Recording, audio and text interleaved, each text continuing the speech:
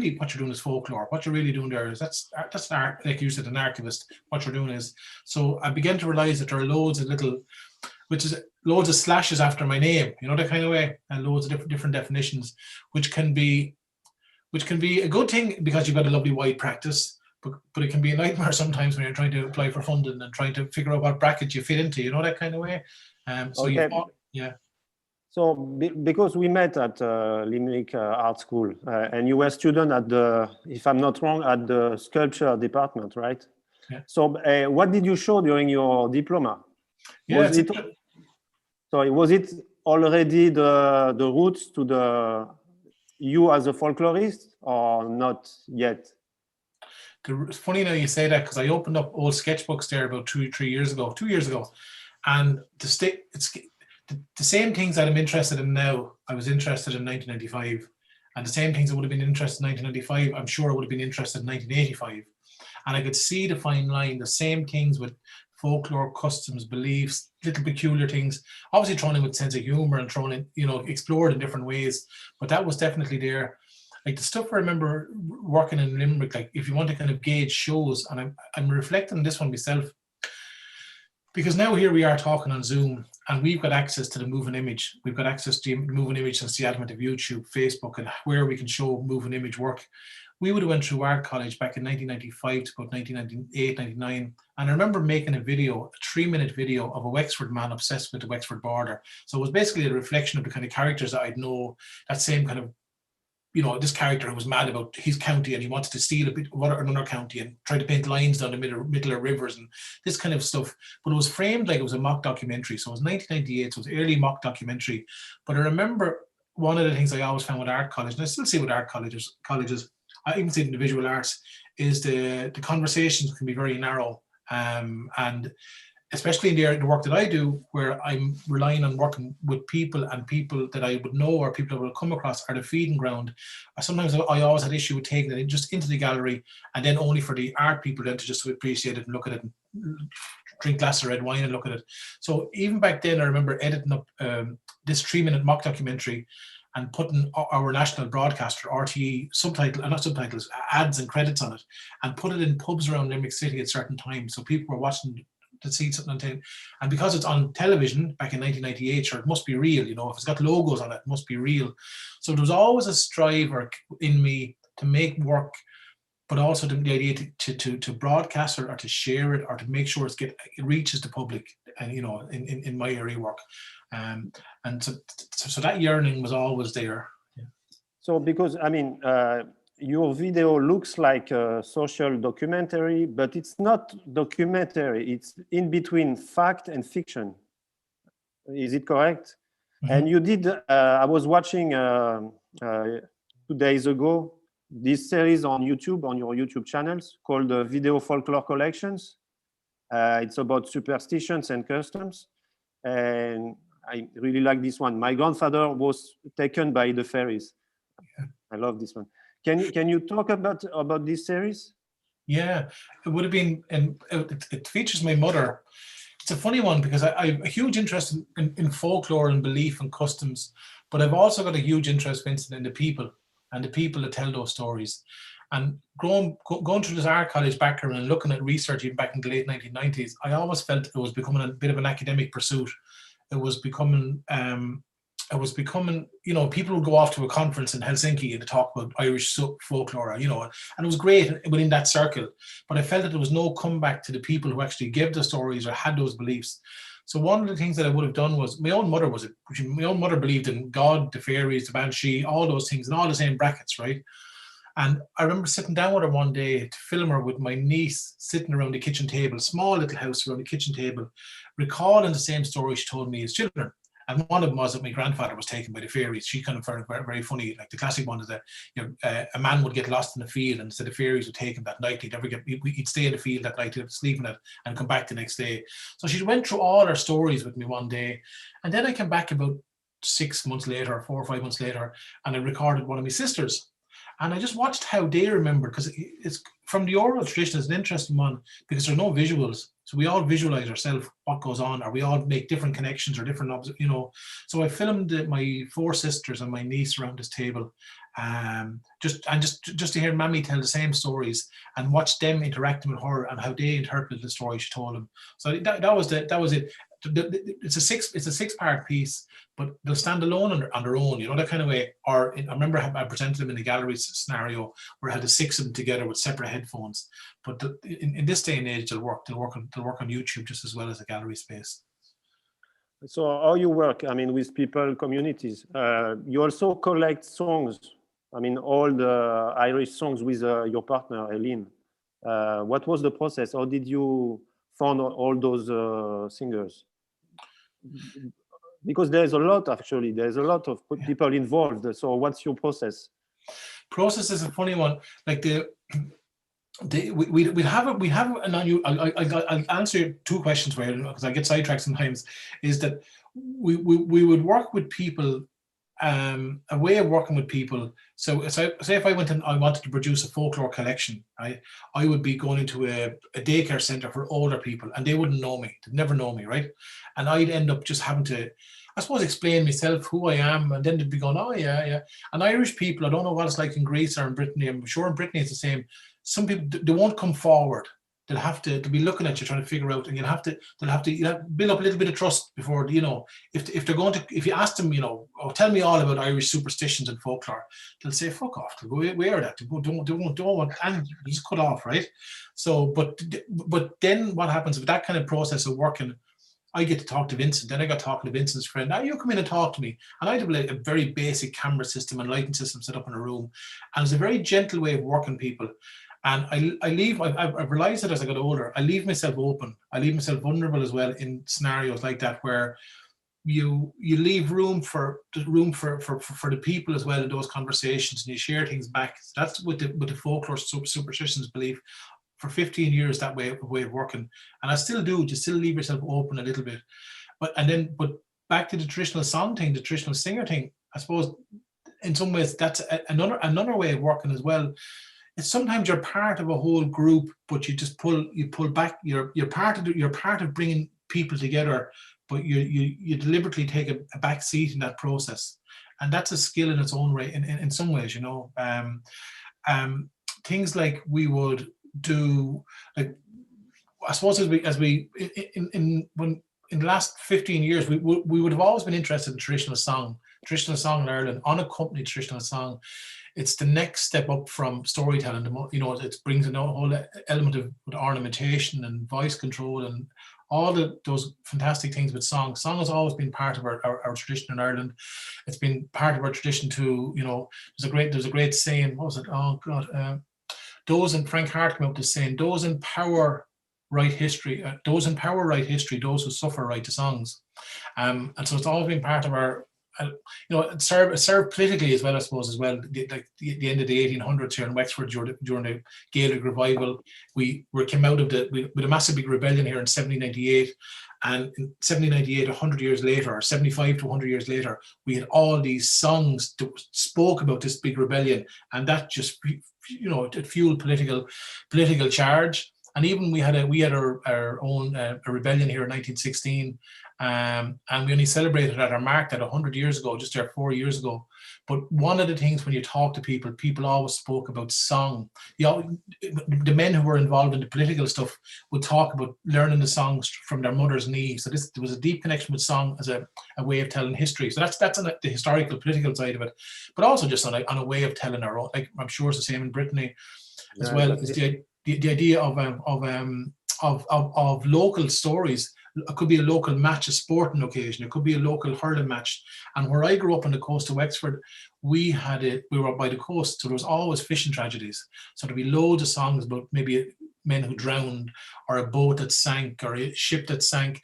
And those stories were remembered through song. You probably wouldn't find newspaper accounts of some of the things, but song was there, and that's really strong in Wexford. Really strong. The song tradition is strong in Wexford, very strong in the north of Ireland. There's a big connection between Wexford and Ulster. Probably see as well parts of Clare as well. But you'd be surprised where that song tradition is very strong. Someone came over from Iceland a couple of years ago. We also have a kind of a recitation culture, which is not song or story, but it's kind of like a rhyme, like da da da da da. It's a kind of a rhyme, and they're very valuable too, where to tell stories about a local sport, an occasion, or a historical event. But someone from Iceland came over and ran about the rhythm structure was very same as an Icelandic rhythm structure in their recitations. So there's no surprise. You can even hear it in the music. Like you can hear, come here to me, you hear the Donegal fiddle playing or the northern fiddle playing. You can hear the Scandinavian influence in it. You can hear the same. There's a same structures there. Anyway. Sorry, Margaret. How do you show your work? I mean, you said you show your work in galleries, but do you also show in, I don't know, community centers? Do the people you work with, they see the work after? How do you process? Yeah, it's a funny one. Say there'd be different strands to the way you're working. So over the last 15, 20 years, the classic thing was we did show work in galleries, film festivals, that setting, right? And it was grand, it was lovely. But we always had the other strand where if we made work maybe in a collection of folklore in the middle of Limerick City, we'd always show it back in the community where it was found. If we did a collection of folklore or something, or a little body of work in a rural community in Mayo or a rural community in Wexford, we'd be back in the local hall, a small little local village hall. And that to us was always really important.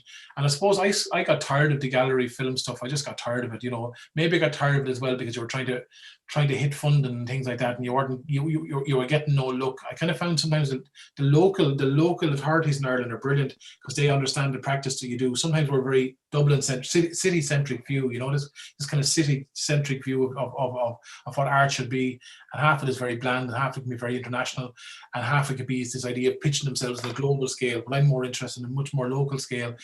One thing that struck me was, I remember back in the day when we left Limerick, a man who was a fairly well recognized curator said, you'd want to go to Berlin now, you must move to Berlin or New York.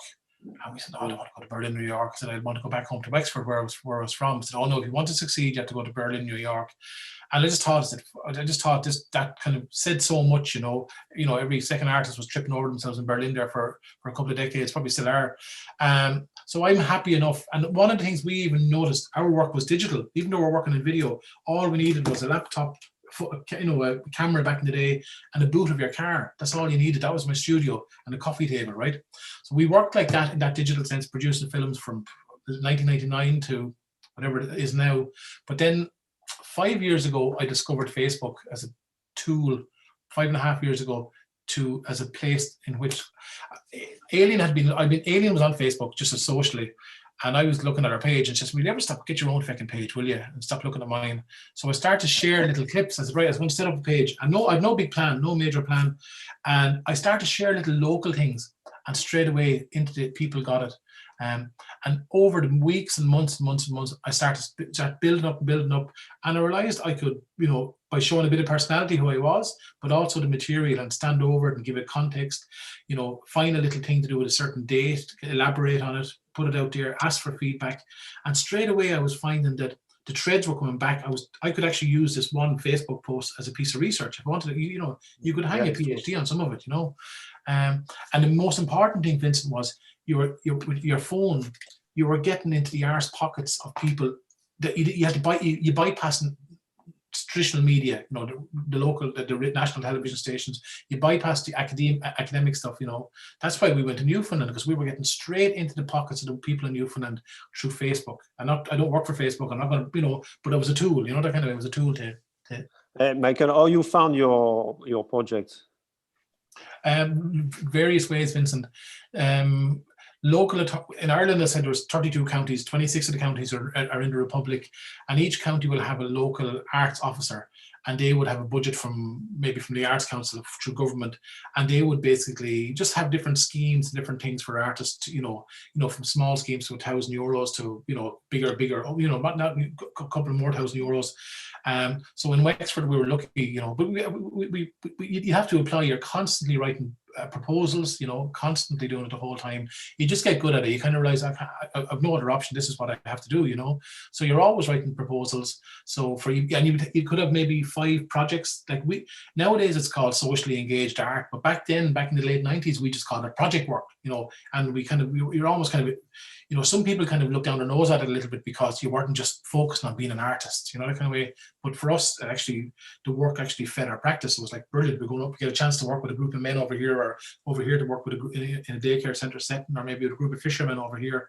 So that's how we do it. And sometimes simply we don't get funding for projects we do, but we just do them anyway. We just, yeah. So in that case, you apply as a folklorist or as an artist? As an artist, yeah, as that socially engaged practice as an artist, yeah, you would apply. Now there would be times as well where you'd be getting money, maybe via training money, where you might be training other artists or other people on the ground how to collect folklore themselves through like a men's shed training project. We did loads of youth work for years. We did loads of we did a lot of youth projects. So you'd work with youth clubs making film, and even the ideas about it, even back in the late 90s, the idea of getting people interested in place, story, and how you can expand on that in loads of different ways. And digital tools, literally video cameras, how to people, training people how to use video cameras to document their own things, their own lives, and do screenings back in local halls. So, but that's all just completely normalized now, that kind of way. But for us, it was just a challenge. It was a complete challenge. You have to, you'd have to be buying a camera and getting fireware equipment and buying a laptop and all this, like I've spent the last 8 months training people how to use their mobile phone to produce tutorials and mini documentaries, and how to use Screencast-O-Matic and how to do broadcasting, all sitting from this space here. Like every day I'm training people all over Ireland, and all I'm doing is, you can look at me like I keep saying to people, I'm not some fella in some fancy pants marketing guy coming in with a suit and a lanyard, telling you this is how you work, this is how Facebook works, or this, all I can do is say, this is my practice and this is what I do, and it might work for you and it mightn't work, but that's it. And Michael, you also collect objects, no?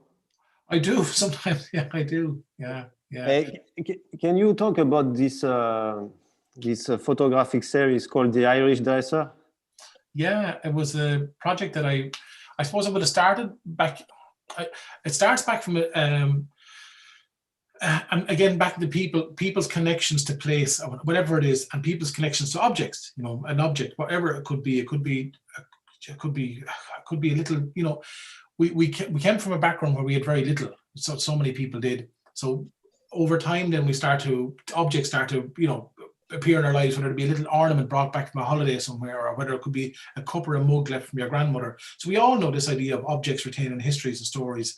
But one of the things that my grandmother had, the project I'm just finishing off now, was this thing called a dresser. It was I'm sure, geez, you must have, of course you have to have them. I've seen them in Britain, I've seen them in England. Yeah, in France too, yes.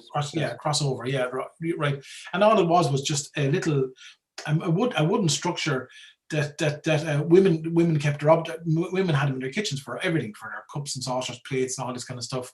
And I was interested in the objects because I liked the objects, but I was also interested in the stories behind them, because what happened in Ireland, I've noticed, like my own grandmother, when she passed away, before she passed away, she said, no one touches the fucking dresser, right? That's it. No one touches it. That stays there, whatever, right? And even the doctor or the nurse came out from town, said, you're going to have to move the dresser. And she says, no, not moving it like shite, I'm moving my dresser. She's not going to move the dresser, right? So when she passed away, maybe it was my way of dealing with it. I went on we're working with 5 local authorities again in Ireland, and I was documenting other dressers. But it's gorgeous work because I'm meeting lovely people. I get to see inside people's homes. I get to hear stories and stuff. And then when you show the work, like in this case, it's only a simple little calendar. That's all it is. It's only a calendar rather than a big publication. But it's just about reframing who made it, where it came from, right? And that's literally just been produced in the last maybe 6 weeks. This has been produced. But again, it's a piece of objects with histories and loaded histories. But one of the things that we did was, if you can see, we did things like put in Irish folklore dates. And that was another really important thing for me, because we'd have documented about 150 of these around the country. But one of the things as well, I don't know what it's like in Greece. Sometimes you open up a calendar and you learn about I keep saying to people, you learn about Bank holiday in Australia, right? And I don't really care about what is bank holiday in Australia, but I'm interested in the dates that are important to me here, right? I'm not knocking anyone in Australia, and it sounds deliberately local, right? But it's sometimes like I just saw over the years that we had so many dates in our lives that were structured for absolutely thousands of years. And then come the 1970s, we just dropped them, threw them away. We don't need them anymore, right? And I think we're having to reevaluating our connection to those dates in the big globalized world that we're living in now. That kind of way, our deeper connection. And they're not dates to do with tied in with religion or tied in with any kind of. It's more about just dates to get us through the year. Like I'm here now in Ireland, right? And it's dark, it's winter. You can understand why our calendar year was spread out. You can understand why we put up lights at Christmas, in the darkest part of Western Europe. Makes sense. Makes sense, yeah. You can understand why we welcome the sun, so those dates are important, What have you done during this weird period of the pandemic? Yeah, it's a funny one. We're out in the country, so luckily, it's not affecting us as much, right? Maybe my parents passed away 2-3 years ago, so there's a less of a weight on me. That kind of sometimes you carry a weight as well with your parents, and a little bit you naturally do, especially when you're living there. Now, and we've got three little girls, so I suppose we're carrying that weight. We're carrying that weight for them, and a different weight for them. But we've been lucky. We've been the work that we would have done outside, recording people, calling to people's houses, that kind of work couldn't happen really. But a whole other area of work completely opened up. One of the biggest things for us was skills transfer, that people began to realize, like, we've been working with screen recording, this kind of stuff for 10 years in different ways, right? But now people are going, geez, you can use that. Oh, I can use that tool to do that. I can use that app to do that, whatever. So a lot of us sharing those skills. So literally sitting in this room for months and months, like maybe 1 or 2 Zoom calls a day with other artists, practitioners, and meeting good people. So that's been good. So that was one, the training aspect. Lovely creative. Then we're instigating creative projects as well. We did one lovely traditional song project where singers were writing songs for children. Traditional singers were writing songs for children. So we got a body of those produced with singers around the country, and they produced little videos and with subtitles on them, and we shared them. They were shared. Aileen she recorded 12 songs for children, traditional songs for children. They were shown as part of the Crinnean and Oiga, a festival here in June, and our RT, our national, to the school hub thing. So there's been loads of different things going on. We were lucky, but the one thing that saved us is having access to the internet and computer. That like, without the computer and without the internet, we wouldn't have a practice. And do you have a new project in mind? Yeah, we've loads. I'm trying to figure out. We're finishing everything up now. We're working until next week, so we're working on, God, all those training projects are gone. I'm working on a lovely project up in Edenderry in Offaly. I just need to get it started. A project up there, a place-based project. Sometimes these projects land and people go, "There's a project for you," and it's open. So I just need to get up there and figure out what it's going to be. I'm trying to figure out what am I working on. I'm finishing off little small mini films for different people, local stuff, whatever, but no big project. Well, there's two. Yeah, there is two. There's one coming up, a folklore collection project up in North Wexford. That has to be finished. And then there's another one based on songs of the Wexford coast. It's a project based on a project I did last year, where we're recording, again, those localized songs, recording them and sharing them back again, so they've got circulation, got a bit of currency again. Another one with Aileen I'm working on. Yeah, there's always things. There's always stuff on. We're dying to get back to Newfoundland. That's where we're hoping to get back in May to Newfoundland. Again, it's an island off Canada where all our people went to. So do you have also people like you in the same field in Ireland? I mean, working the same way? So yeah, there would be some people that I would see would work. I'm trying to figure out, would definitely share the same kind of interest. And see, we would have a couple of different strands after our practice. But I could find, say, someone who's working in the area of folklore or traditional song and go, yeah, I know someone who does that kind of work, right? Yeah, we've developed a wide practice, just literally, probably, Vincent, due to economics as well. That kind of a little bit due to, you're self-employed. We're living in an absolutely rural community. Like, there's no artists around here where we're living, that kind of way. So you have to figure out, how do I use the skills that I have to apply my skills to, you know, and you do it sometimes just purely as economically back in the late 90s, but then you kind of realize, oh, actually, hang on, they make sense, you know, that kind of way. Oh, if that makes sense to you. Yeah. Yeah, but because you're also a teacher at the Limerick Art School, no? You told me. Yeah. I do down in the Art College in Limerick. I work with teacher training. They treat teacher training as a master's in teacher training. So I've been there for about 10 years. They get me back every year for 6 weeks work. So I have a contract of a certain amount of hours, and I work with the. So these are young teachers that are going to be into art, going into secondary school. So look at all digital tools from filmmaking to animation, screen recording. And you know what I found this year, we went into lockdown in March. I was supposed to be in Limerick teaching the week after.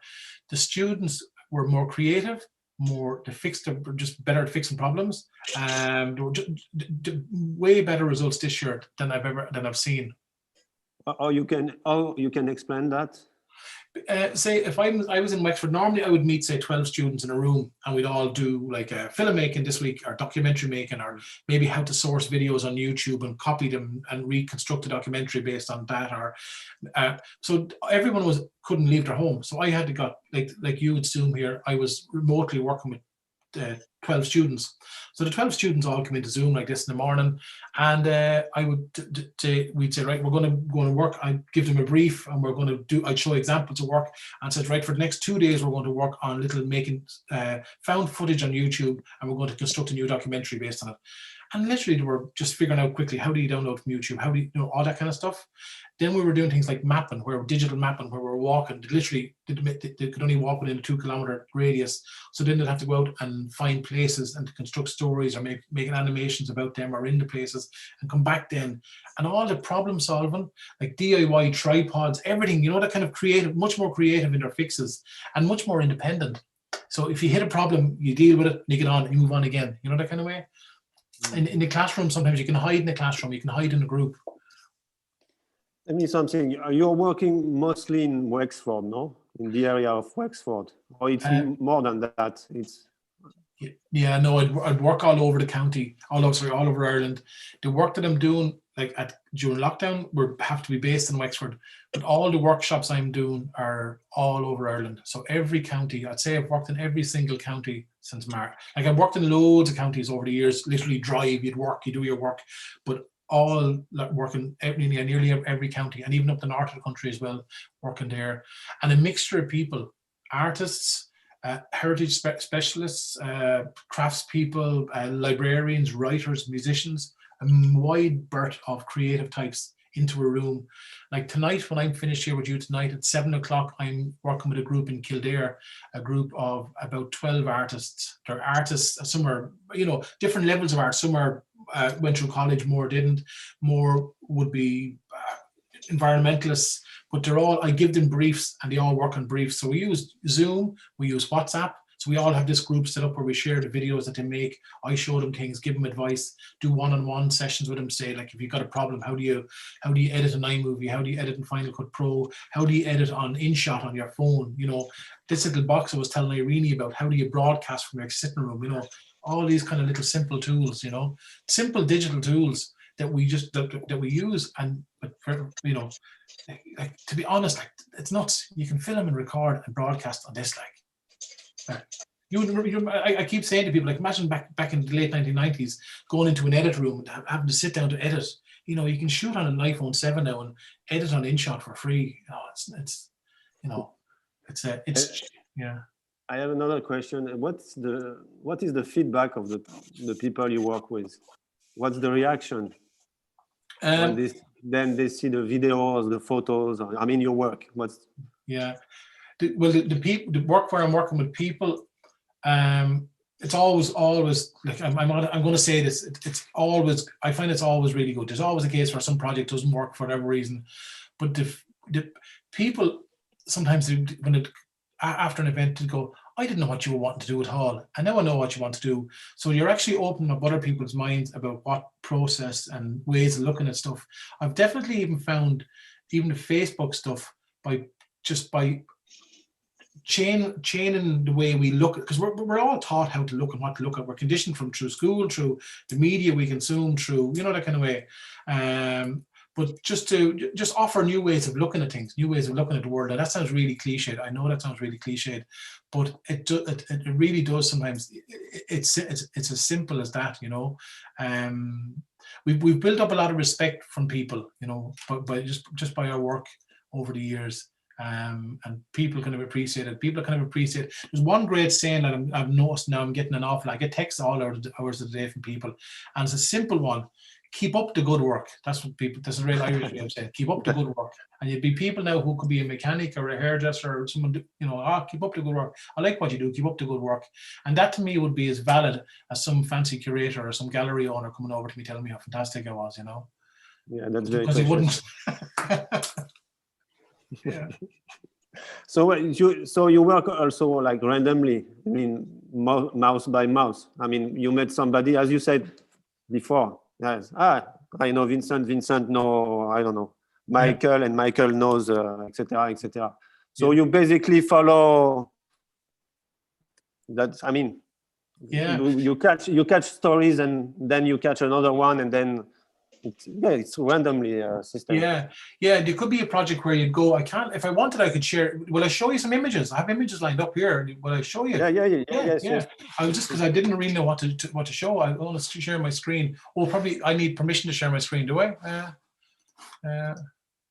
Oh no, I have it here. Perfect. Yeah. Okay, perfect. Nice. Come here. Lovely. So come here. There would be the classic kind of folklore recording work where I would meet people, absolutely strangers, in a setting or a daycare center, and these are quite old, and they wouldn't know me, I wouldn't know them, and I'd say, God, Mary, you come in and tell me a story. No, I won't. Then she'd say, come on, I will. And then her friend will come in with her, and then they'll come in. I love the way they leave the handbags here by the side, you know, bring their handbags in and leave them down and sit down at chairs.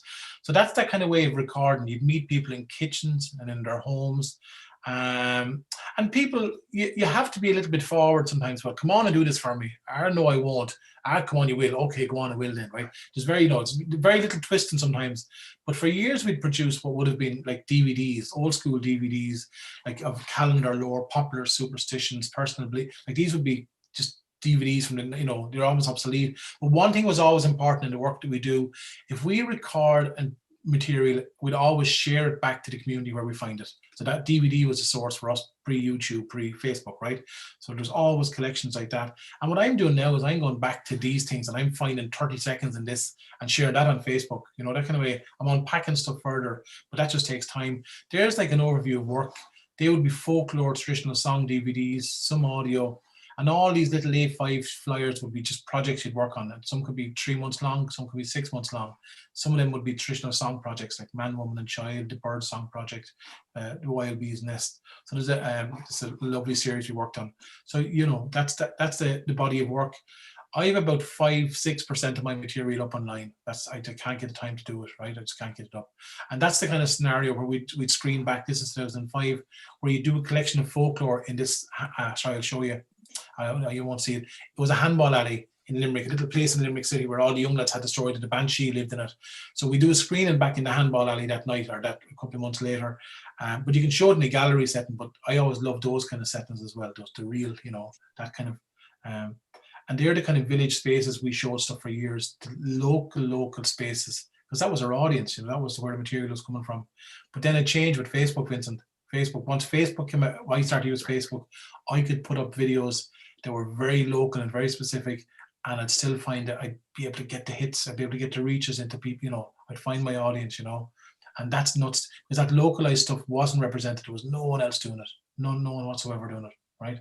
And you can get from anything from 1,000 views to 1 million views, you know, depending on what it is, right? That's very nice. Yeah.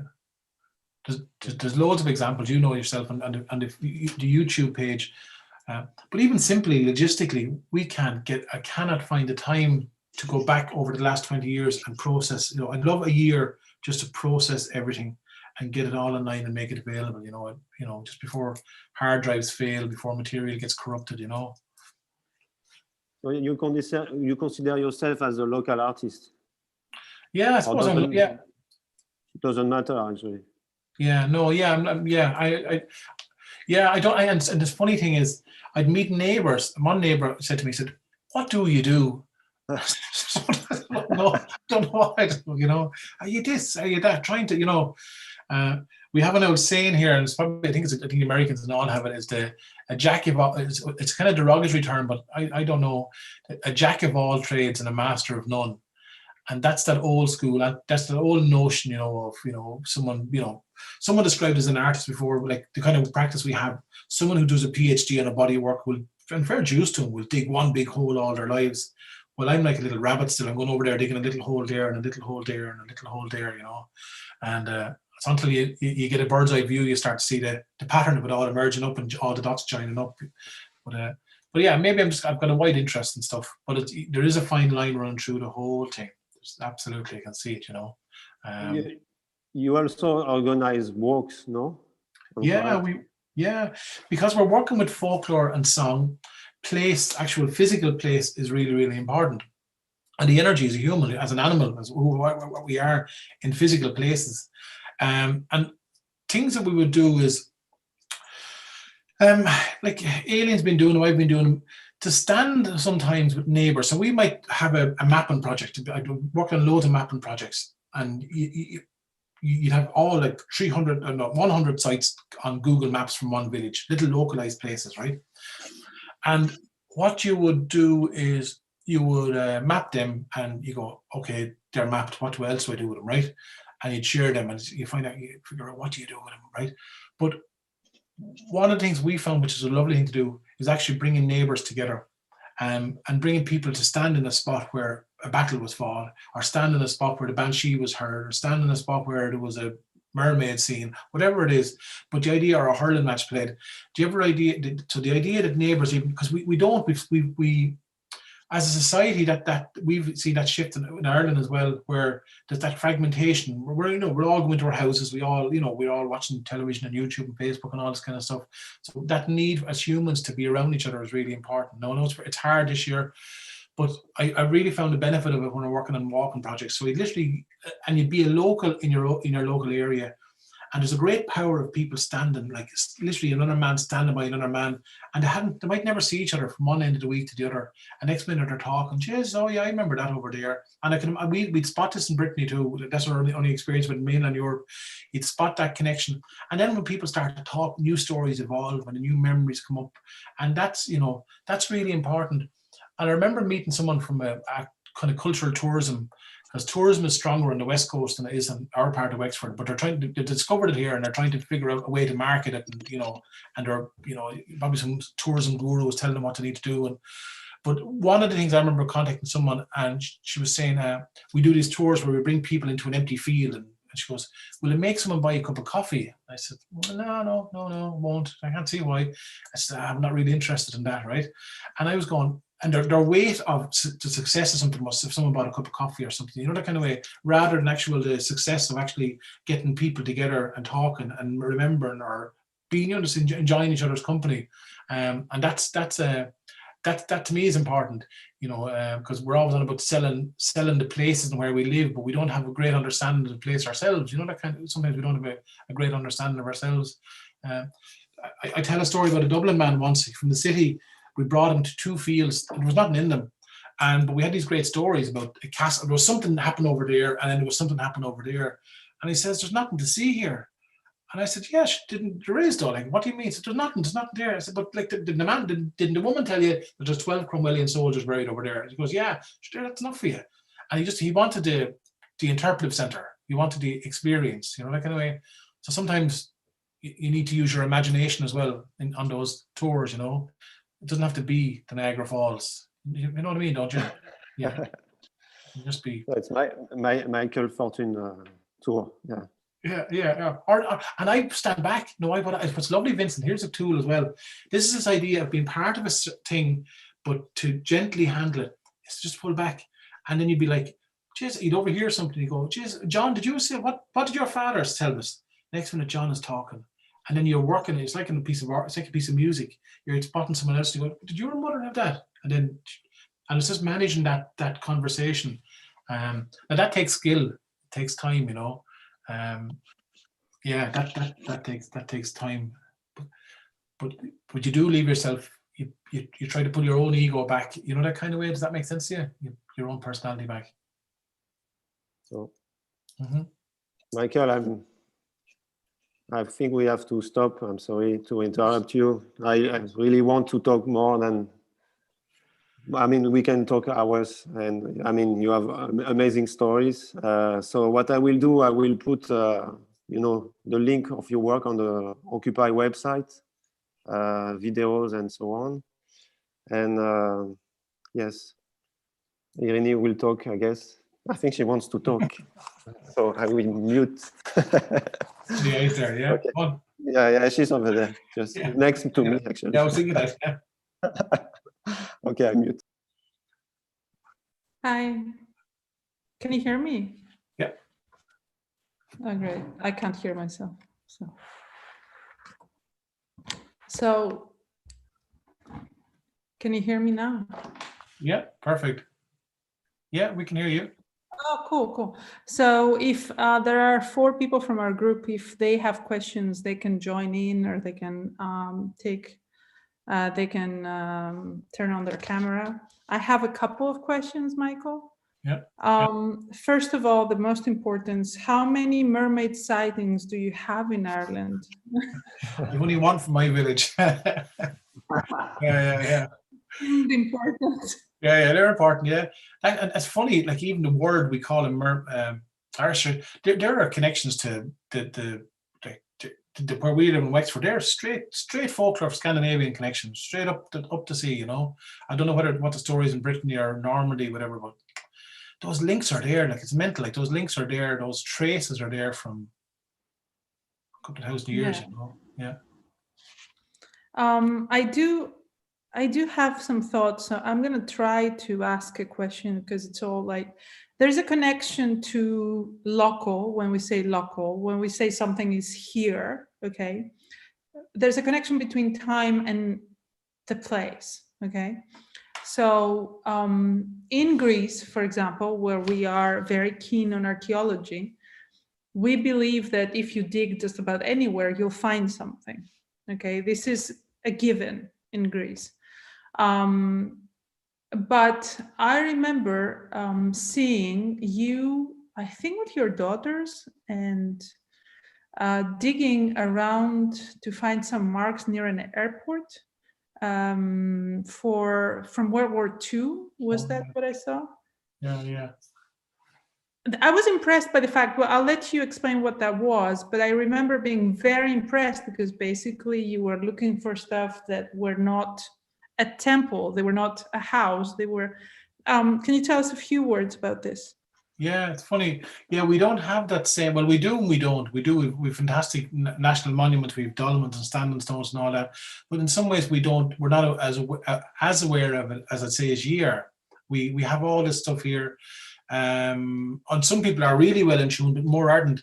That classic case we were on about was down near a lighthouse in Roars, in southwest Wexford, called the Hook. And during World War II, to aid the Allied American planes coming in, they put up these era is the Irish for Ireland, and they spelt them in stones so that the American planes could see where they were and knew that they were flying over neutral Ireland. And they all had a different number, so there was 80 some of them around the coast of Ireland, and they knew then on a map where they were. So, but the gas thing about those was some survived, but more of them were forgotten about within 50, 60 years. And like, I couldn't believe that, how quick that was completely forgotten about. And we went down and we basically had an aerial shot. So we knew where it was, and we just lifted up some sods and got some measurements. We found a stone and a little bits of whitewash. But I just found it mad, even we found one in my own village, and I'd never heard about it growing up. And that was only 50, 60 years ago. And yet, compared to me, in the same breath, you can talk to a neighbor and they'll bring you back 300 years just like that. So sometimes you can't imagine the recent history, the 30, 40 years. But then, yeah, but to talk about something that happened 300 years ago, like it only happened yesterday, you know? Yeah. Yes. This is something that I noticed following your research on Facebook, because there's just as well the tomb of someone that doesn't have a name or is lost somewhere, and that can be 200 years old.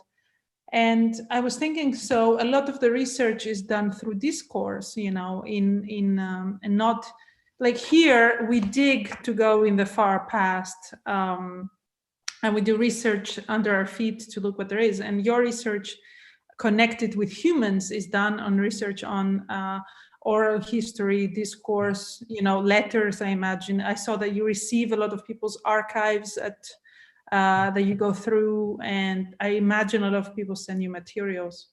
Yeah, it's funny. You're right. The Irish are noted for we're talkers. We're noted talkers, right? And we're a very social animal. By and large, we're a very good-natured animal. Where as a breed, as a people, whatever, there's good nature in us. That kind of way. There's good nature in people, and they're naturally very helpful. Like I could be anywhere in the country. Someone will always try to help you. So there's something there in us, right? And absolutely that oral tradition, I know it's cliched as well, really still really strong, still really strong. And how we imagine our history, how we tell our histories through songs and through stories, cliched stuff, but it's still there. It's not, and we'd notice it too. We'd notice when we'd have friends coming over from mainland Europe. We've got a big, nice population, lovely, good big population of Polish people, Estonian people, Latvian people. But even when I'm working with them through college, you'd know they've got a different visual. We don't have that same visual in Ireland. We're still loads of that. But that's the visual, right? I'm saying that. I understand. Yeah. I'm Greek. We talk a lot, believe me. Yeah. So that was great. I don't know if I didn't see any questions on the chat, but if any of our friends here have a question, we're happy to take a few questions, but we're almost out of time. No? Okay, so thank you, Michael. I hope that you'll go soon to Newfoundland after this whole thing is over. And thank you. First of all, I mean, during this time, watching your research on Facebook and your projects kept us going. So I want to invite everyone to follow Michael's work on his website. I put it both on Occupy page and here, and I'll share some posts again of your work. Thank you. And I want to say that the two next talks are with Melanie Levick next Tuesday, and with myself and several participants. We're going to post it, and it is about how we can best use our creative agency to amplify women's visual and material voices in the public sphere. And next Thursday, we have with Suzita Guduna, Unoccupied, on the entanglement of occupiers, collaborators, and care. So we will post about those events when Facebook returns. I managed to put this on YouTube while you guys were talking, which doesn't have a problem. Thank you. I am so happy to see your face, I have to say, and I'm so glad you were with us today. Thank you, Vincent, for doing it. Bye, Michael. Thanks a million, folks. Take care of yourselves, all these. We'll see you in Greece or Brittany soon, right? Yes, we're waiting for you. We will. We'll be over. I guarantee that, right?